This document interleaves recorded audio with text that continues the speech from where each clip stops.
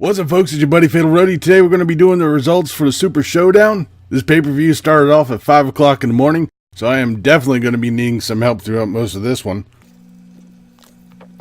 We started off with The Bar versus The New Day for the SmackDown Tag Team Championship. The New Day started off with their speed set with Kofi Kingston and Xavier Woods. This is a really good match and a good opener for the pay-per-view. There were a lot of quick tags from both teams. The Bar looked like they were going to take it, but a backstabber stomp by Kingston and Woods on Cesaro got them the pin, and they retained their titles.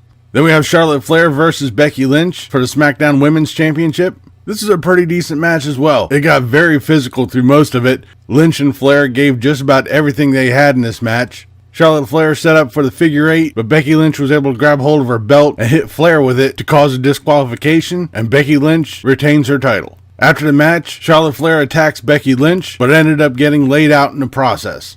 We then have Elias and Kevin Owens versus John Cena and Bobby Lashley. Before the match, Elias and Kevin Owens waste a bunch of time running down the crowd, probably hoping to get the same gold that they got last week on Raw. But once the match started, it was pretty decent. Elias and Owens were working on Bobby Lashley pretty good for most of this match. Then John Cena finally was able to tag in, and then we get to see Vintage Cena. He gives Elias the 5-knuckle shuffle, an attitude adjustment, and shows off his 6th move of doom. I am not even going to try to pronounce it. Needless to say, it looks like a joke. John Cena gets the pin on Elias. After the match, John Cena thanks the crowd and says that the WWE will always be his home. We then have the Iiconics versus Naomi and Asuka. The Australian Bella Twins come out with microphones, so we all know what that means. Bruh. This was an match. To me, it was more a joke than anything, with everybody just dancing around more than wrestling. Peyton Royce was able to get the pin on Asuka, so good on the Iiconics, the hometown team wins. We then have Samoa Joe versus AJ Styles for the WWE Championship. Before the match even starts, AJ and Samoa Joe fight outside the ring. Once everyone got back in the ring and the match started, it got physical fast. And on top of being a physical match, it was nasty, including a bunch of chair shots and one table spot. Samoa Joe injures his knee, and AJ Styles capitalizes it, putting him in the calf crusher for the win. Then we have the Riot Squad versus the Bella Twins and Ronda Rousey. This was an match. There was one point where it looked like Liv Morgan got some retribution on Brie Bella for what happened last week. Ronda Rousey got an armbar on both Liv Morgan and Sarah Logan for the win.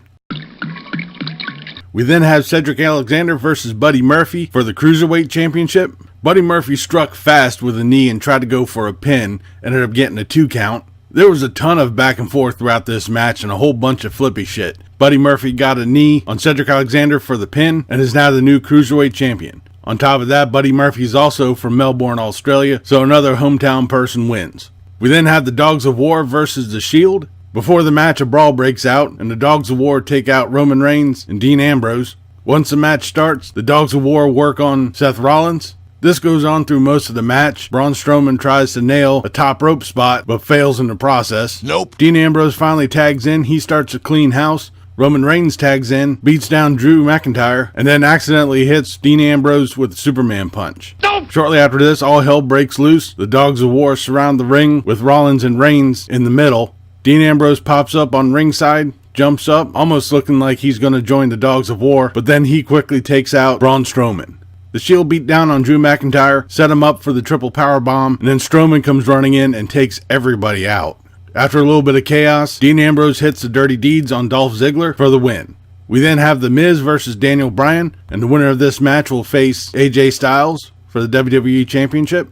Well, this was an interesting match. It was really good, I will say that, but if you blinked, you missed it. There was a good bit of action. It was a lot shorter than I was expecting it. The Miz went for the skull-crushing finale, and Daniel Bryan was able to get the inside cradle for the pin. Like I said, if you blinked, you missed it. I damn near missed it myself. So at Crown Jewel, we'll have AJ Styles versus Daniel Bryan for the WWE Championship. We then come to our main event, The Undertaker versus Triple H, with Kane and Shawn Michaels in their respective corners. As a last-minute announcement to this match, it was announced this is going to be a no DQ match. It was also kind of funny to point out that the runway from the stage to the ring was extremely long in the stadium, and it did take quite a few people a while to get up to the ring, but The Undertaker took 4 minutes to get up into the ring. Dude. This was a good match though. Definitely was not a fast-paced match. The fight went on both in the ring, at ringside, out in the crowd. Both Kane and Shawn Michaels got involved quite a bit. The Undertaker hit the tombstone, went for the pin, got a 2 count. When he got up, he punched out the ref. Triple H put Undertaker's neck into a chair, stomped down on it, went for the pin, got a 2 count because Kane pulled the referee out of the ring. HBK slides Triple H a hammer, and Kane gives Undertaker a chair. They went to go hit each other. Triple H hit the chair, which hit Undertaker in the head.